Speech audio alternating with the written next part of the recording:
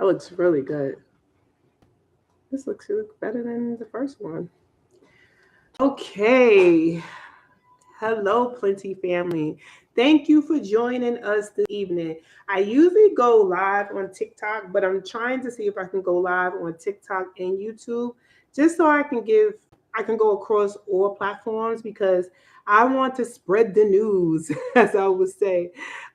This is Andrea, and I am coming from the Plenty family. And every Wednesday at 7, we do live.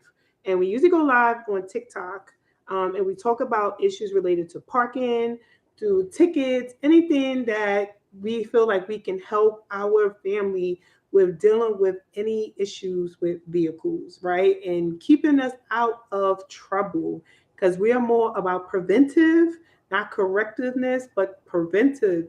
Yes, being preventive, right? Because if you already been down that road, you don't want to be down that road again, right? So here we go.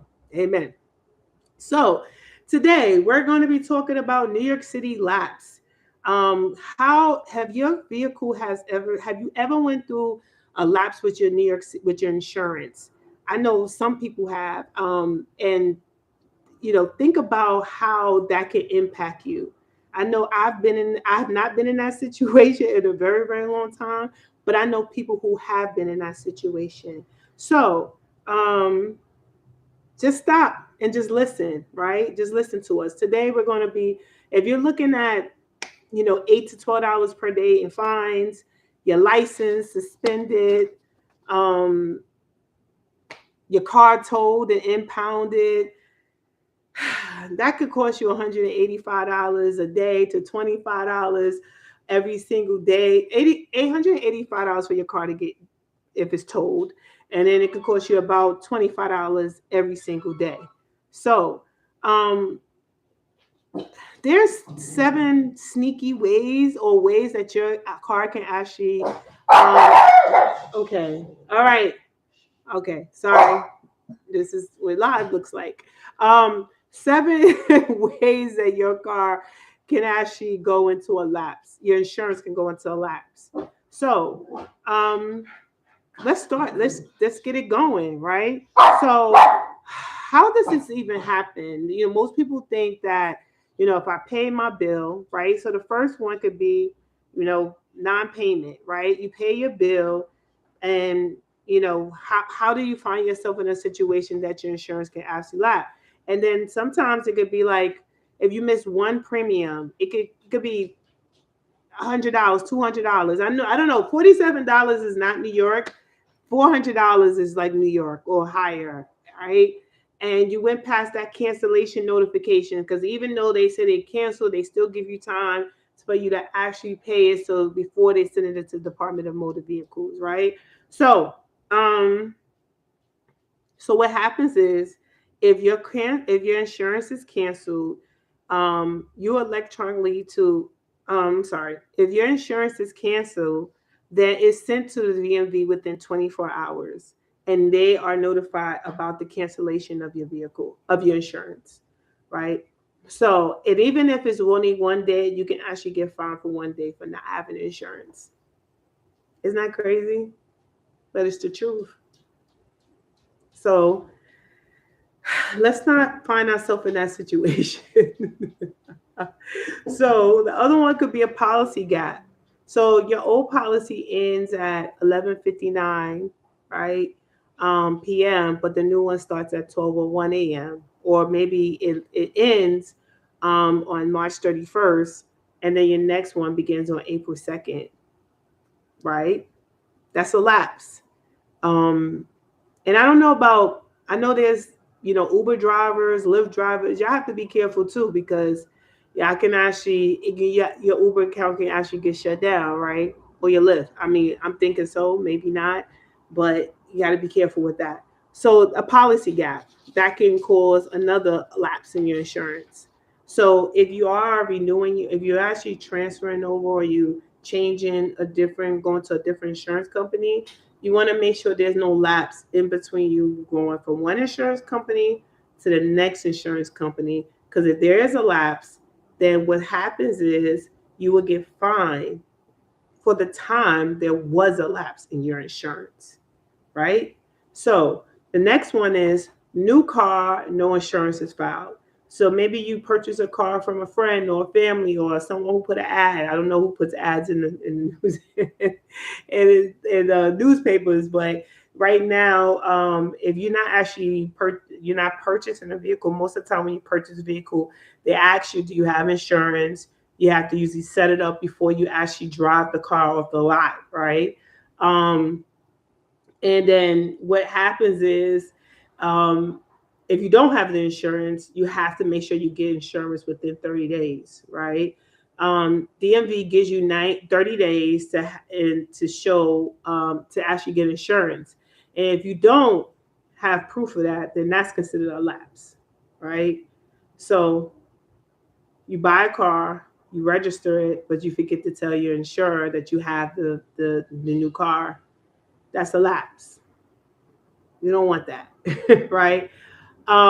Your insurer cancels you. So Geico said, we're tired of you. You know, you're getting too many DUIs or you have too many claims. I don't know how it really, I guess that could be the case if you have DUIs, but if you have too many claims and they say, hey, we want to cancel you, they drop you, then you got to figure out, how am I going to get insured again?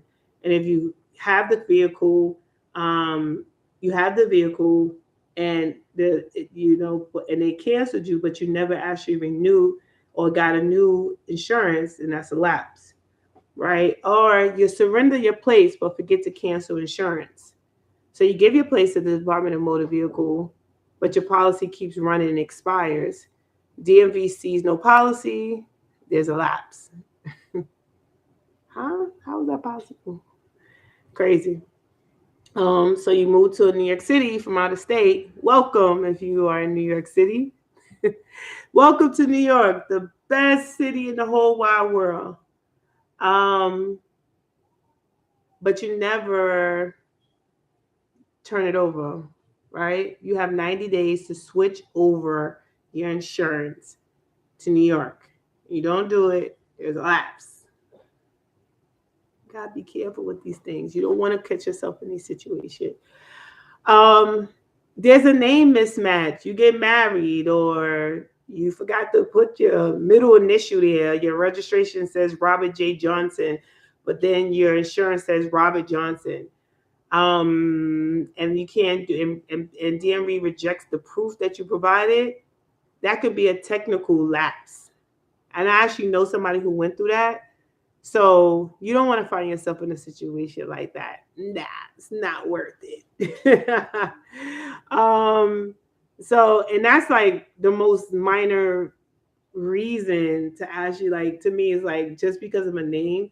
I know somebody who actually went through that. Like, they were, their maiden name had their, either their insurance or their registration, like their maiden name was on their insurance or their registration, and then the registration, their maiden name was on either the insurance or the registration, but and then their marriage name was on either the registration. It was either vice versa, kind of like, right.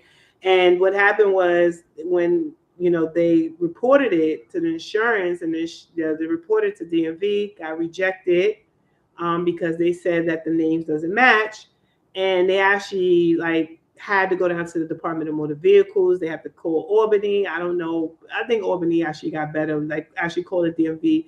It's not how it used to be. That I feel like they are more responsive than it was like 10 years ago. Now you have to make an appointment to actually see someone down at DMV, but they actually pick up the phone and they actually talk to you. So believe it or not, you just maybe need to, just depend on the time that you call. Maybe you call them in the morning time, in the evening time, not in the middle of the day where everybody's on break making these phone calls, right? So what can be the impact to it?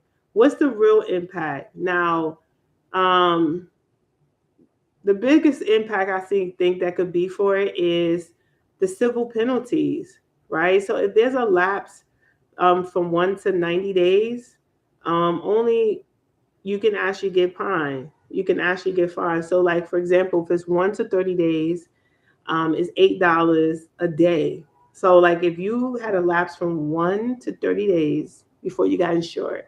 That can be $8 a day, right? I don't have my calculator here, but I can only imagine how much that costs you, right? So the first 30 days can actually cost you $240. It's crazy, but it can, right? And if you don't, and just say, for example, after from 31, just say the 30 days went by, and then you have 31 to 60 days, and then you have not actually still insured the vehicle or dealt with surrendering the vehicle plates, um, it's $10 a day extra after that. So first it was $8 for the first 30 days. After the 31 days, it's actually $10 a day, right? So now you got $240 that you paid, that you've been penalized with for the first 30 days. And then after that is $10 extra a day. So that's like $300. Like, you don't want to do that, right? So then that kind of comes up to like $540 now, right? So then now 60 days went by, and you still haven't dealt with the situation, and you still have a lapse in your insurance. You didn't turn in the vehicle plates. You haven't contacted the insurance company to let them know. So now it's $12 a day. So now it's $12 times 540. No, spot 12 times another additional 30 days. So that's 540 plus the $12. Now, how much is that? That's a lot of money. Let me bring my calculator out. That's what is that? Let's see. Hmm. So 540.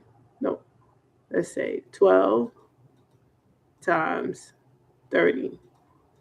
That's 300. That's $540. That's $900. $900. $900. You know what you could do with $900? Can only imagine. So yeah, let's take care of that. So what happens to level 2 is the suspension. Registration suspended for exactly the number of days, the number of the lapse days. So 45 days lapse, 45 days suspension. If lapse over 90 days, your license gets suspended.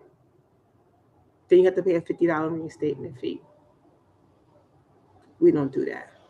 So what do? Get insured, right? Caught driving. Wait, first let's say if you're caught driving, do not drive.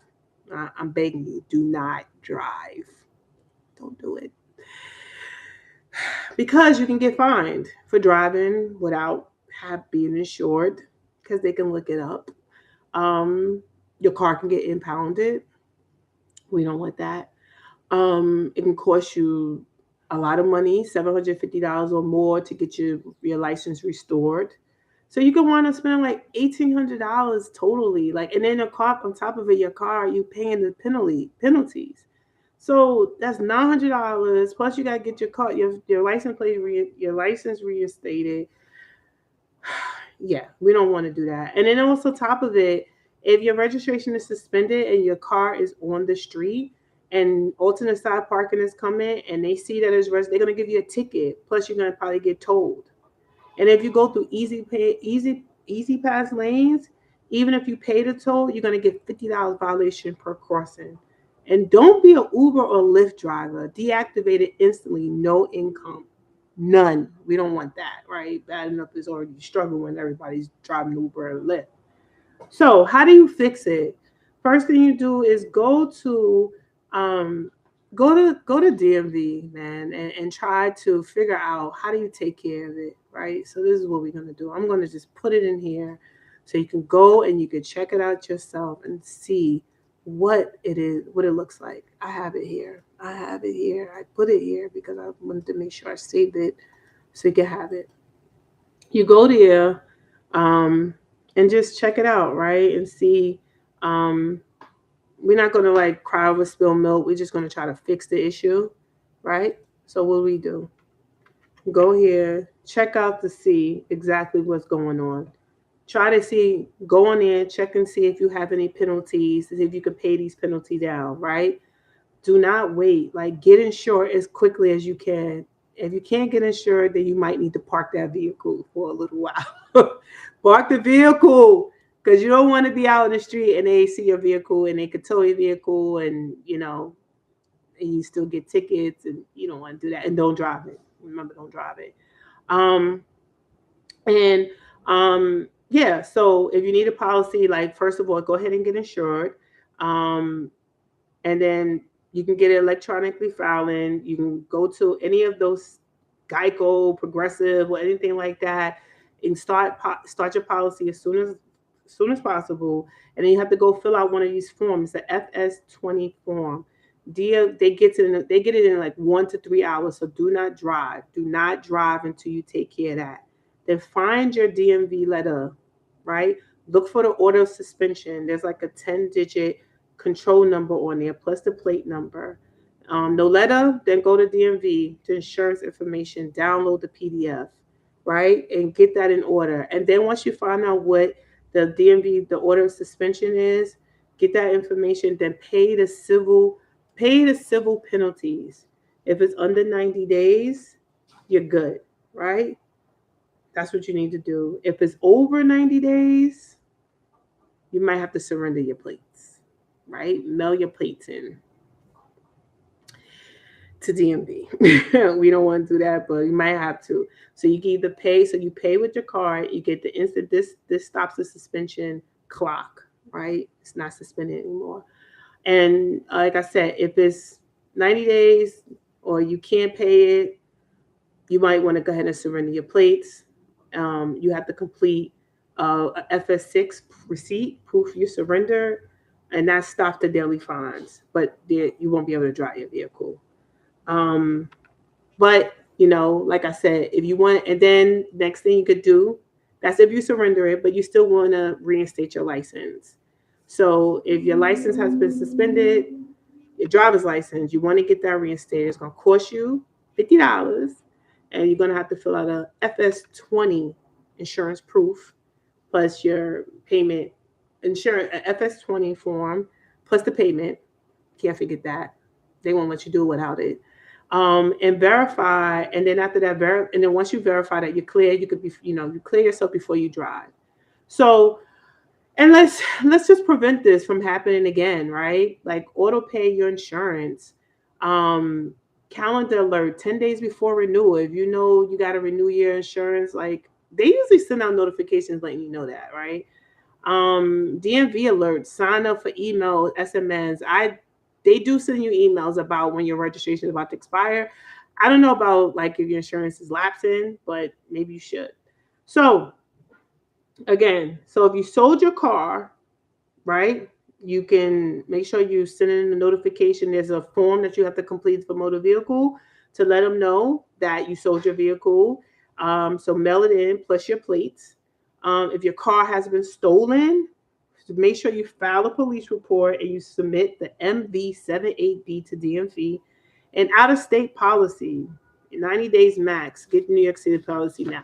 I would say, because a lot of times I know people who like to go ahead and get out of state, do their own thing. But yeah, we're not going to do that. I know I don't do that because, yeah, it's a pain behind. But anyway, you are now lapse proof. You just saved about $500 to $2,000 tonight. Here's what I need: like this live, comment, I'm fixed, share to one friend who drives in New York City.